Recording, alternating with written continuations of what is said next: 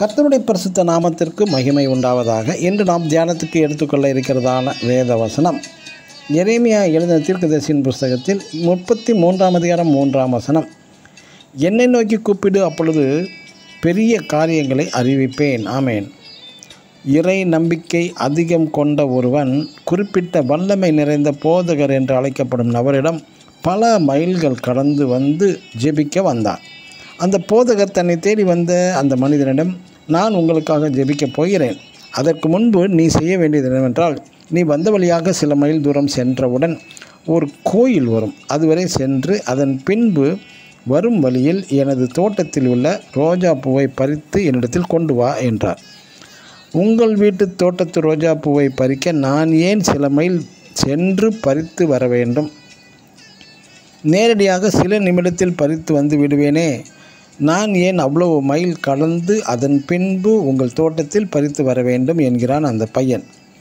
ஆம், சரியாக நிதானித்து பதில் சொன்னாய். நீ இருக்கும் இடத்திலே இறைவன் உன் வேண்டுதல்களை கேட்டு பதில் தர தயாராக இருக்கும் பட்சத்தில் நீ ஏன் இவ்வளவு மைல் தூரம் என்னை தேடி வந்தாய் என்றார் போதகர். இன்று அநேகர் நினைப்பது குறிப்பிட்ட சிலருடைய வேண்டுதலுக்கு மட்டுமே தேவன் பதில் அளிக்கிறார். ஆகவே அநேக அறியாத புரியாத மக்கள் ஜெபம் வேண்டி ஆசீர்வாதம் வேண்டி அங்கும் இங்கும் ஓடி அலைகிறார்கள். நம் தேவன் உயர்ந்தவர் தாழ்ந்தவர் ஏழை பணக்காரர் என்று பாகுபாடு எதுவும் இல்லாமல் ஒவ்வொருவருடைய எல்லா வேண்டுதலுக்கும் பதில் தர ஆவலாய் இருக்கிறார். ஆனால் நீங்கள் என்னை உண்மையாய் தேடுவீர்களானால் என்னை கண்டுபிடிப்பீர்கள் என்று சொன்ன நம் தேவன் வாக்கு மாறாதவர். ஆனால் இன்றுள்ள தேவ ஊழியர்கள் நாங்கள் தான் புதிய ஏற்பாட்டின்படி ஊழியம் செய்கிறோம் என்பார்கள்.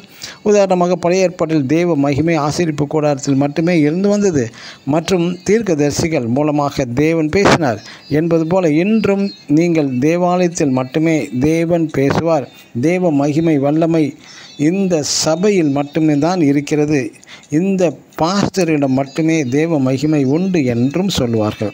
எனக்கு பிரியமான தேவனுடைய பிள்ளைகளை, நீங்கள் உண்மையான தேவ பக்தியும் இறை நம்பிக்கையும் இல்லாத பட்சத்தில் எவ்வளவு பெரிய பெரிய ஊழியர்கள் ஜெபித்தாலும் உங்களுக்கு எந்தவித பயனும் ஏற்பட போவது இல்லை. ஆமேன்.